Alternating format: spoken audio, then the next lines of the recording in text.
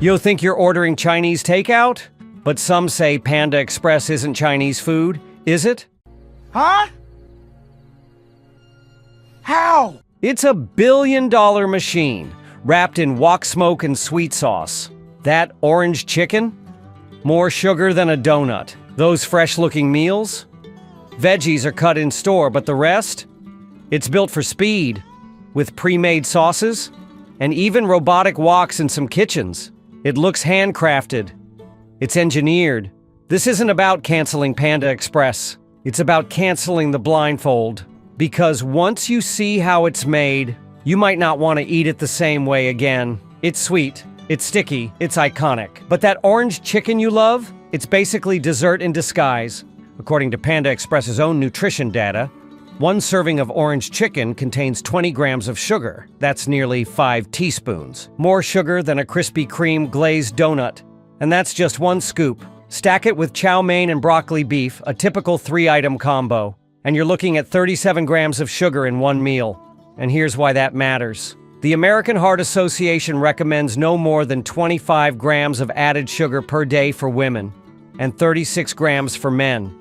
So that single scoop of orange chicken, already 76% of a woman's daily limit, gone in one entree. Your ex might have been toxic, but at least he didn't come breaded and deep-fried in caramelized regret.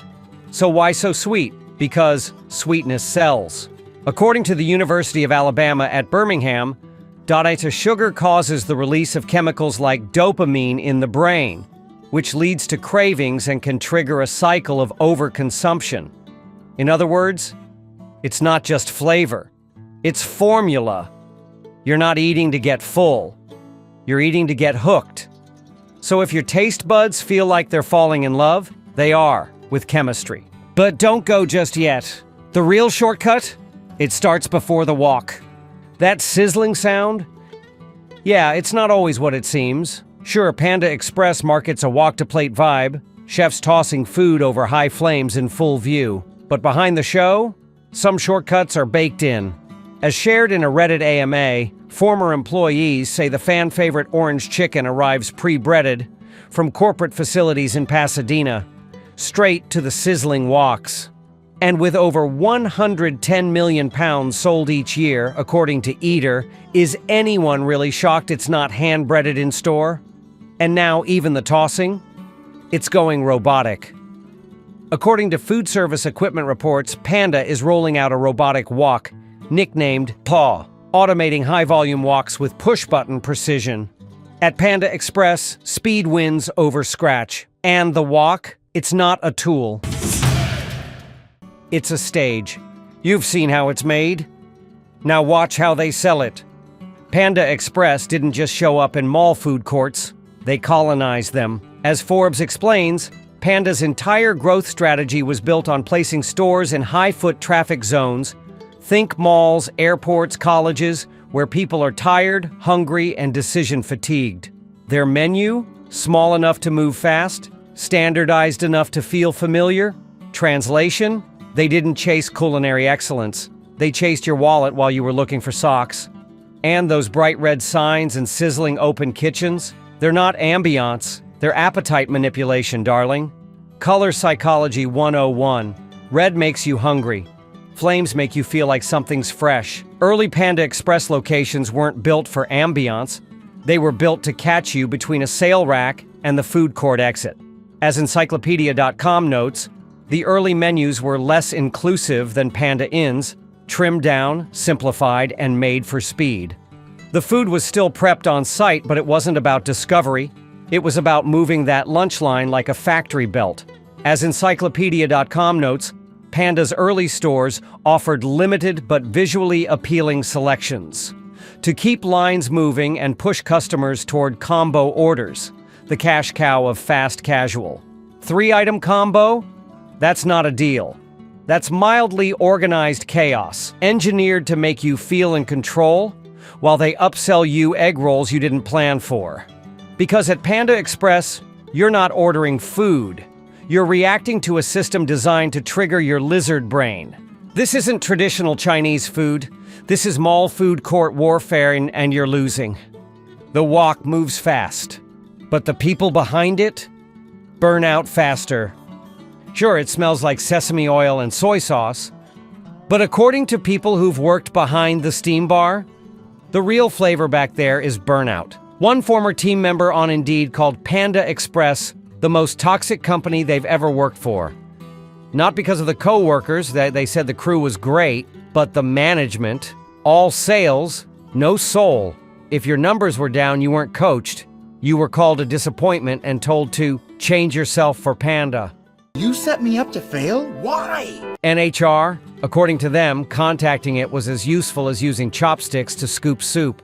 Another kitchen assistant wrote that prepping, dishwashing, and cooking all at once was overwhelming, especially during rush hour. The managers, not big on empathy. Even my kindest golden retriever saw that chaos and said, "Nope, I'm out." And over on Reddit, one ex-employee put it even more bluntly. "Working at PE was the biggest regret of my life. The management is always horrible. All they think about is their work and never the employees." So, while Panda's brand plays up harmony and culture, some employees say the only thing steaming more than the food was the team. It's not just the labor under fire, it's the legacy. Panda Express serves up orange chicken with a side of cultural controversy. Because while the brand proudly displays its Chinese heritage, critics say it's more of a costume than a culture. As reported by Campus Reform, some students have even called for boycotts, accusing the brand of cultural appropriation. Yep, people lining up for orange chicken on one hand and canceling it on the other. It seems like the rest of the students are on board with banning or boycotting Panda Express due to cultural appropriation. But here's the plot twist. According to Wikipedia, Panda Express was founded by Chinese immigrants, Andrew Cheung, born in China, and his wife Peggy, born in Burma and raised in Hong Kong. They didn't steal the cuisine, they built it to bring Chinese flavors to American malls. So, is it cultural appropriation if it's your own culture? The debate gets juicier when we look at the menu. As noted by the takeout, dishes like orange chicken and Beijing beef were designed for American tastes. They're not traditional Chinese meals, they're remix tracks. And for some food purists, that feels like cultural dilution. But hold up. Because the Spruce Eats offers a different take. Just because this cuisine was created in exile doesn't make it any less authentic. For many Chinese Americans, this is the food of home. So, is Panda Express a cultural ambassador or a culinary imposter? Maybe it's both. Because in America, authenticity isn't always black and white. Sometimes it's deep-fried and orange. Is Panda Express a national treasure, a cultural remix, a sugar-coated illusion? Maybe, yes. Behind the flame-tossing flair and orange glaze is a brand built on strategy, from mall placement to flavor engineering to emotional nostalgia. This isn't about canceling Panda Express, it's about canceling the blindfold. Because once you know the game, from the wok theater to the sugar bombs, you're not just eating fast food. You're navigating a billion-dollar machine, and now you've seen behind the curtain. If you want more exposés like this, subscribe to Empire Uncut, where billion-dollar brands get unboxed, and their best-kept secrets get served extra crispy. And if this one had you rethinking your takeout, wait till you see what we uncover next.